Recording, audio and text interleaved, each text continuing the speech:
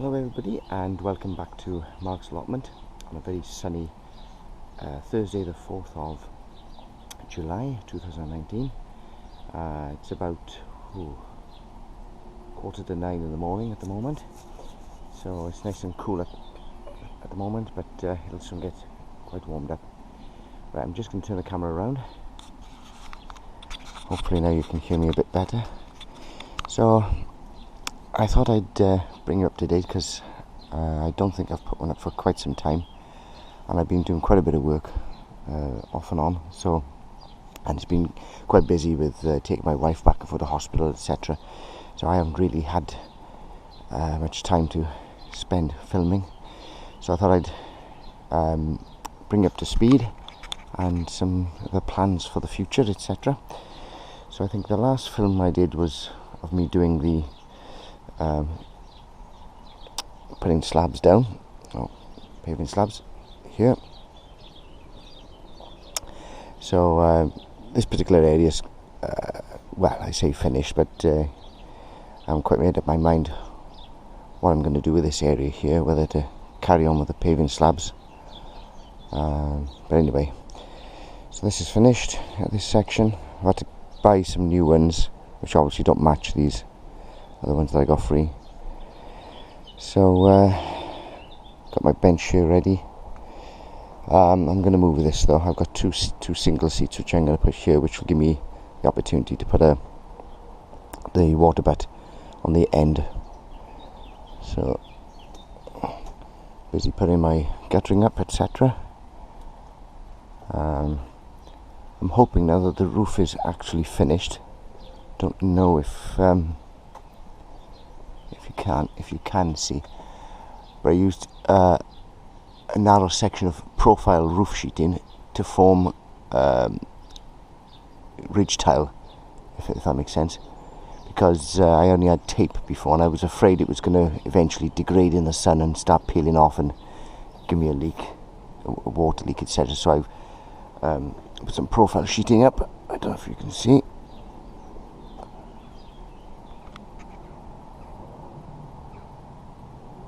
I'm hoping you can see that, and I've used that and screwed him down, and hopefully that should be quite a robust. So the shed, I managed to find a massive pot of white emulsion, so I hope the camera will pick up the won't be too dark in here. So I've emulsioned the interior. Removed the bench in my garage, cut it down to fit here. As you can see, I went up to a Caravan Breakers and bought a little sink, so a little triangular shaped sink if you want to fit in the corner here. I've just used some mastic to seal it in. The plan is eventually to have some sort of water supply, etc. And obviously I want to make this my little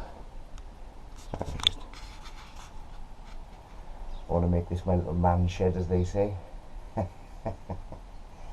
So I want to put a little cooker down here, because eventually I want to be able to spend all day down here rather than keep going back home to make cups of tea, and I can even perhaps bring a small barbecue down here and cook some food or whatever. Anyway, this sort of thing. It's the man shed thing. So come back up.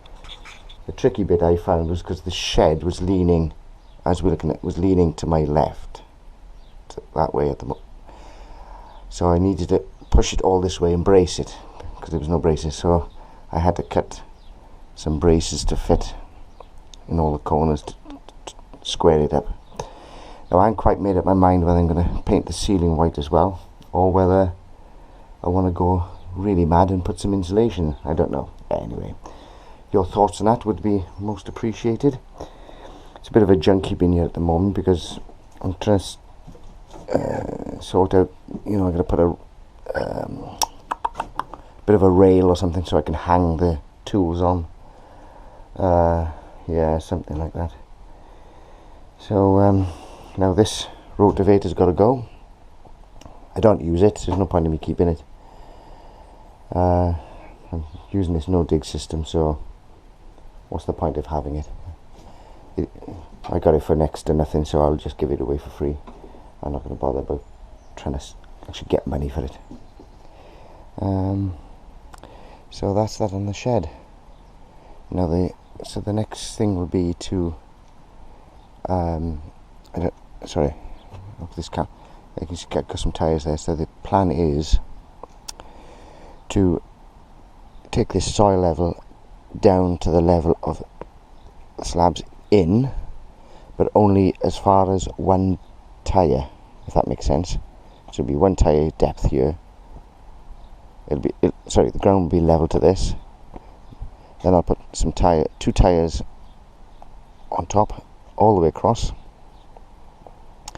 and then I'm going to terrace in. This will be on another film, time lapse film, because I can't do time lapse on this particular camera. So, so I'm going to terrace the ground in, probably just up to and including the stingy nettles there. But because the tiles will be too high, 2 tiles depth height, I'm going to obviously bring the spoil down to try and share it out, basically. Then this will be levelled to the slabs as well, all the way in here. And that workman's hut is going to go in that space there. And I'm going to use that. I'll have to cut it down because it's a bit too big at the moment. But I'm going to, so I'll put that as the base for that workman's hut. So that's the plan. So anyway, we'll just have a quick tour of the plot. So I've been transplanting some comfrey over to this side, and it's thriving here because this is the wettest part of the plot. It's also draining down to this corner, which is why it comes lovely, and the rhubarb does well here, but that's going to have to move, unfortunately. My no-dig experiment with potatoes, main crop. Not quite sure if that's working, but there we are. Now, you can't see it, I don't think, but in amongst all of these broad bean plants I've got some brassicas.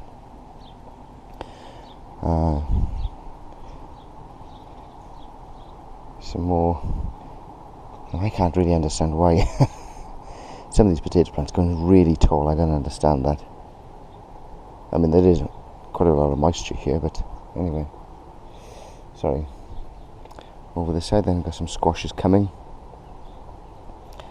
I'll put them in a bit late, so I don't know if they're going to come to anything, but I'm not too worried. Runner beans. Again, everything is sort of late, or it appears to be late. It took ages for these to get to this stage. I don't know what's going on with the weather. I'm pulling up my shallots now. Shallot potato, very nice there too. So you can see the tops are dying off now, so I'm going to have to start thinking about getting them up. This year on the fruit, apart from strawberries, which I've got loads of, bit of a disaster. I don't know what's going on, but yeah, I've neglected it a bit this year, I'm afraid. Raspberries, they're, yeah, again, diabolical sort of examples this year. So, but I'm hoping to get a new variety at the end of the year to transplant over this side and have just all my fruit on this side. It's my compost bin collapsing for some reason. I don't know why. And on we go. Some nice brassicas coming here and here. As you can see, I've got to net everything. It is absolutely, birds are a nuisance down here. Parsnips eventually came, starting to come. Some carrots in these tyres. Some more brassicas in amongst my broad beans. These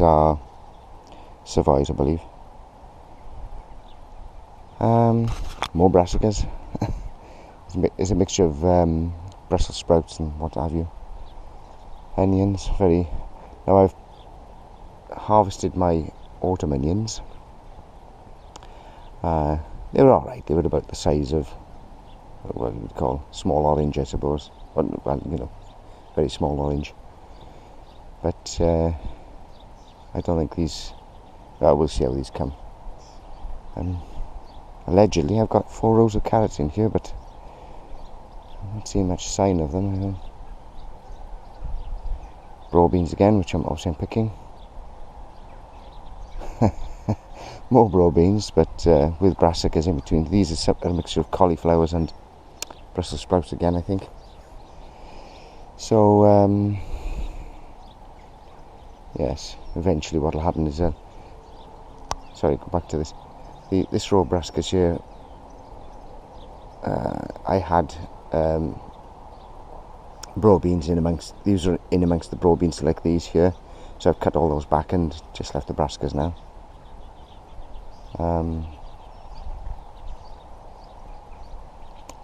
Fennel coming along. 2 asparagus beds. Now you can see that some have come, but I had 24 asparagus crowns and only 1, 2,